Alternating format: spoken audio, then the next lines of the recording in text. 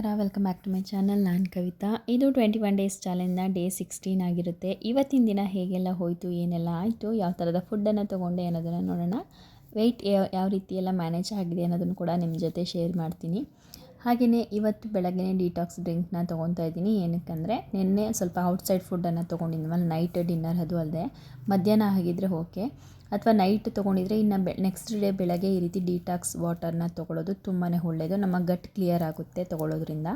ಇದಕ್ಕೆ ನಾನು 1 ಸ್ಪೂನಷ್ಟು ಧನಿಯಾ ಕಾಳು, ಹಾಗೆ ಜೀರಿಗೆ 1 ಸ್ಪೂನು, ಒಂದು ಅರ್ಧ ಸ್ಪೂನಷ್ಟು ಸೋಂಪು ಈ ರೀತಿ ತೊಗೊಂಡಿದ್ದೀನಿ. ಎಲ್ಲನೂ ಅರ್ಧ ಸ್ಪೂನ್ ಹಾಕ್ಕೊಂಡ್ರೂ ಕೂಡ ಆಗುತ್ತೆ. ಅಥವಾ ಇದ್ರ ಜೊತೆಗೆ ಸ್ಟಾರ್ ಹೂವು ಎಲ್ಲ ಸಿಗುತ್ತಲ್ಲ, ಅದನ್ನು ಕೂಡ ಹಾಕೋಬೋದು. ತುಂಬ ಒಳ್ಳೆ ರಿಸಲ್ಟ್ ಸಿಗುತ್ತೆ ಅದರಿಂದ. ಇದನ್ನು ಒಂದು 10 ರಿಂದ 15 ನಿಮಿಷ ಚೆನ್ನಾಗಿ ಕುದಿಸ್ಬಿಟ್ಟು ಖಾಲಿ ಹೊಟ್ಟೆಯಲ್ಲಿ ತೊಗೋಬೇಕು. ಅದಾದಮೇಲೆ ಒಂದು ಹಾಫ್ ಆನ್ ಅವರ್ ಅಥವಾ ಒಂದು ಮುಕ್ಕಾಲು 40 ಮಿನಿಟ್ಸ್ ಆದಮೇಲೆ ನೀವು ಬ್ರೇಕ್ಫಾಸ್ಟನ್ನು ಮಾಡ್ಕೋಬೇಕಾಗುತ್ತೆ. ಇನ್ನು ಇವತ್ತಿನ ಬ್ರೇಕ್ಫಾಸ್ಟ್ಗೆ ಎಲ್ರಿಗೂ ಚಪಾತಿಯನ್ನು ಮಾಡಿದೆ. ಬಟ್ ಚಪಾತಿ ಬೇಡ ಅನ್ನಿಸ್ತು, ರಾತ್ರಿ ಊಟ ಹೆವಿ ಇತ್ತಲ್ವ. ಸೊ ಹಾಗಾಗಿ ಅವಲಕ್ಕಿಯನ್ನು ತೊಗೊಳ್ಳೋಣ ಅಂತೇಳಿ ಒಂದು ಚಿಕ್ಕ ಕಪ್ಪಲ್ಲಿ ಅವಲಕ್ಕಿಯನ್ನು ಮಾಡ್ಕೊಂಡಿದ್ದೆ. ಬಟ್ ಅದ್ರ ರೆಸಿಪಿನ ನಾನು ಶೇರ್ ಮಾಡಿಲ್ಲ, ಏಕೆಂದರೆ ಯಾವಾಗಲೂ ಪದೇ ಪದೇ ಅದೇ ರೆಸಿಪಿನ ತೋರಿಸ್ತಾ ಇದ್ದರೆ ನಿಮಗೂ ಕೂಡ ಬೋರ್ ಆಗುತ್ತೆ, ಅದಕ್ಕೋಸ್ಕರ.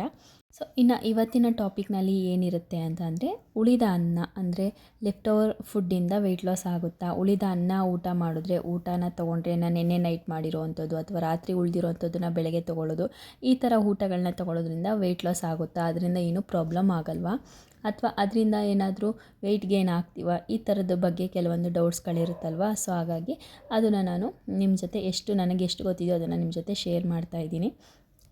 ಇನ್ನು ಮಧ್ಯಾಹ್ನದ ಊಟಕ್ಕೆ ಅಂತೇಳ್ಬಿಟ್ಟು ಇವತ್ತು ನೆನ್ನೆ ಉಳಿದಿರೋ ಅಂಥ ಸಾಮೆ ಅಕ್ಕಿ ರೈಸ್ ಏನಿತ್ತಲ್ಲ, ಅದೇ ಉಳಿದಿರೋ ಅಂಥ ರೈಸನ್ನು ನಾನು ಮೊಸರನ್ನ ರೀತಿ ಮಾಡ್ಕೊತಾ ಇದ್ದೀನಿ.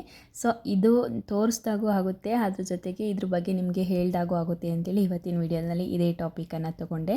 ಇನ್ನು ಸಾಕಷ್ಟು ಕಾಮೆಂಟ್ಸ್ ಇದ್ದಾವೆ, ಅದಕ್ಕೆಲ್ಲ ರಿಪ್ಲೈ ಮಾಡಬೇಕು. ಅದ್ರದ್ದೆಲ್ಲನೂ ಒಂದೊಂದು ವೀಡಿಯೋನಲ್ಲೂ ಒಂದೊಂದು ಕಾಮೆಂಟ್ಸ್ನ ಬಗ್ಗೆ ಎಕ್ಸ್ಪ್ಲೇನ್ ಮಾಡಬೇಕು ಅಂತ ಅಂದ್ಕೊಂಡಿದ್ದೀನಿ.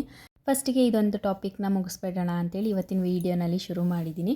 ಲಿಫ್ಟ್ ಓವರ್ ಆಹಾರನ ಅಂದರೆ ಊಟಗಳನ್ನ ತೊಗೊಳ್ಳೋದ್ರಿಂದ, ಉಳಿದಿರೋ ಅಂಥ ಊಟ ಏನಿರುತ್ತೆ ನೆನ್ನೆದು, ಅದನ್ನು ತೊಗೊಳ್ಳೋದ್ರಿಂದ ವೆಯ್ಟ್ ಲಾಸ್ ಆಗುತ್ತಾ ಅಂದರೆ ಖಂಡಿತ ಆಗುತ್ತೆ. ಇದು ತುಂಬಾ ಒಳ್ಳೆಯದು. ಅಂದರೆ ತುಂಬ ಹಂಗಂತೇಳಿ ಪ್ರತಿದಿನ ತೊಗೊಳ್ಳಿಕ್ಕೆ ಹೋಗಬೇಡಿ. ಯಾವುದೂ ಸಹ ಅತಿಯಾಗಿ ತೊಗೊಂಡ್ರೆ ಅಮೃತನೂ ವಿಷ ಅಂತಾರಲ್ಲ. ಸೊ ಹಾಗಾಗಿ ಯಾವುದೂ ಸಹ ಅತಿಯಾಗಿ ತೊಗೊಳಕ್ಕೆ ಹೋಗಬೇಡಿ.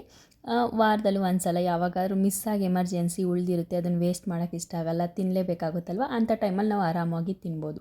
ಇದನ್ನು ಯಾವ ರೀತಿ ತೊಗೊಂಡ್ರೆ ಒಳ್ಳೆಯದು ಅನ್ನೋದಾದರೆ, ನಾವು ಉಳಿದಿರೋಂಥ ಅನ್ನ ಆಗಿರ್ಬೋದು, ಗಂಜಿ, ಚಪಾತಿ ಈ ಥರದ್ದು ಏನೇ ಉಳಿದಿದ್ರೂ ಅದ್ರ ಜೊತೆಗೆ ಈ ಒಂದು ವಸ್ತುವನ್ನು ಆ್ಯಡ್ ಮಾಡ್ಕೊಬೇಕಾಗುತ್ತೆ, ಅದು ಮೊಸರು.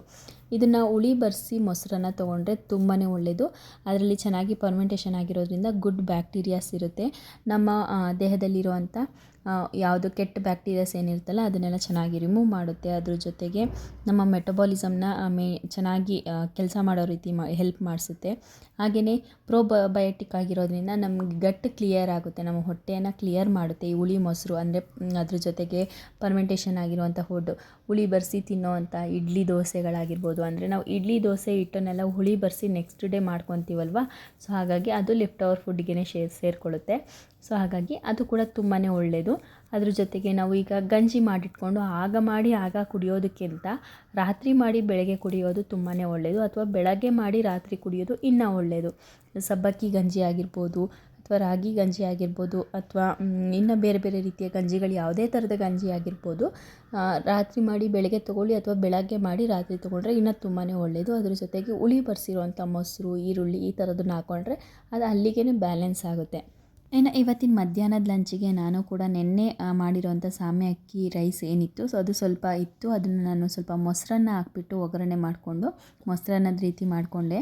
ಇದು ಸ್ವಲ್ಪ ಈರುಳ್ಳಿ, ಕ್ಯಾರೆಟ್ ಎಲ್ಲ ಸೇರಿಸಿ ತುಂಬ ಅಂದರೆ ತುಂಬ ಚೆನ್ನಾಗಿರುತ್ತೆ ಟೇಸ್ಟು. ಇನ್ನು ಈ ಥರ ಉಳಿದಿರೋ ಅನ್ನ ಎಲ್ಲ ಮಕ್ಳಿಗೆ ಕೊಡ್ಬೋದು ಅಂದರೆ 1 ಸಲ 2 ಸಲ ಕೊಡ್ಬೋದು, ಏನೂ ತೊಂದರೆ ಇಲ್ಲ. ತುಂಬ ಚೆನ್ನಾಗಿರುತ್ತೆ, ಮಕ್ಳಿಗೂ ಕೂಡ ತುಂಬ ಅಂದರೆ ಇಷ್ಟ ಆಗುತ್ತೆ.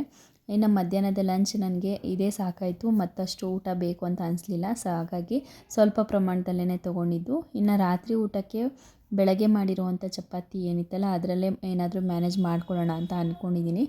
ಒಂದು ಡೇಲಿ ನಾನು ಸ್ವಲ್ಪ ಈಗ ಕೆಲಸಗಳಿರೋದ್ರಿಂದ ಯಾವುದನ್ನು ಕೂಡ ಪ್ಲ್ಯಾನ್ ಮಾಡಿ ಪರ್ಫೆಕ್ಟಾಗಿ ಊಟ, ಬ್ರೇಕ್ಫಾಸ್ಟ್, ಲಂಚ್ ಅಂತ ಏನು ಮಾಡ್ಕೊಳ್ಳಿಕ್ಕಾಗ್ತಿಲ್ಲ. ಇರೋದ್ರಲ್ಲೇ ಯಾವ ರೀತಿ ಬ್ಯಾಲೆನ್ಸ್ಡ್ ಆಗಿ ಆಗುತ್ತೋ ಆ ಥರ ಮಾಡ್ಕೊತಾ ಇದ್ದೀನಿ.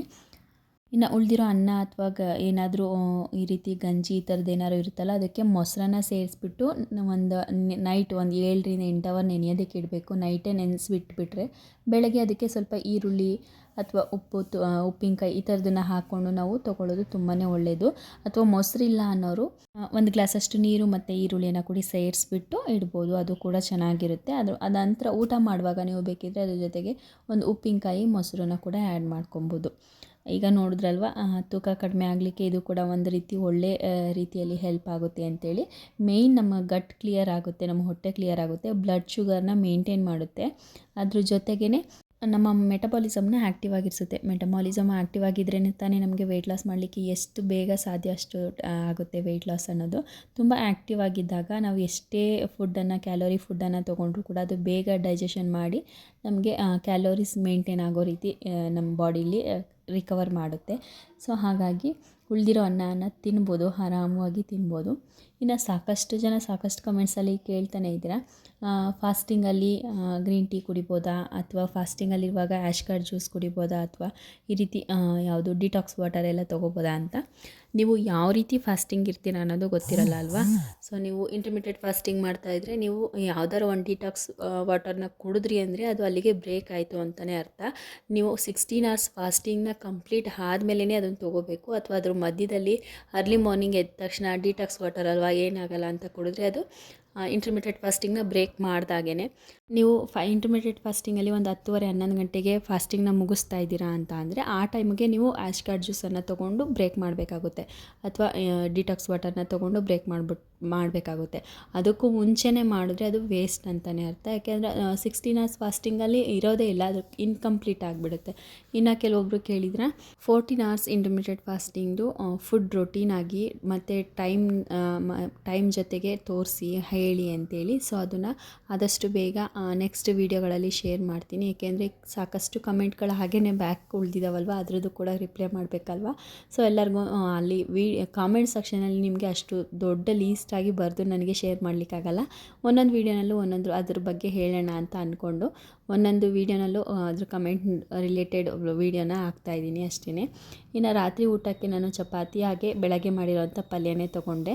ಇದಿಷ್ಟು ಇವತ್ತಿನ ಫುಲ್ ಡೇ ಡಯಟ್ ರೊಟೀನ್ ಆಗಿತ್ತು. ಇವತ್ತಿನ ವಿಡಿಯೋ ಇಷ್ಟ ಆಗಿದ್ದರೆ ಪ್ಲೀಸ್ ಲೈಕ್ ಮಾಡಿ, ನಿಮ್ಮ ಅನಿಸಿಕೆ ಅಭಿಪ್ರಾಯನ ಕಾಮೆಂಟ್ ಸೆಕ್ಷನ್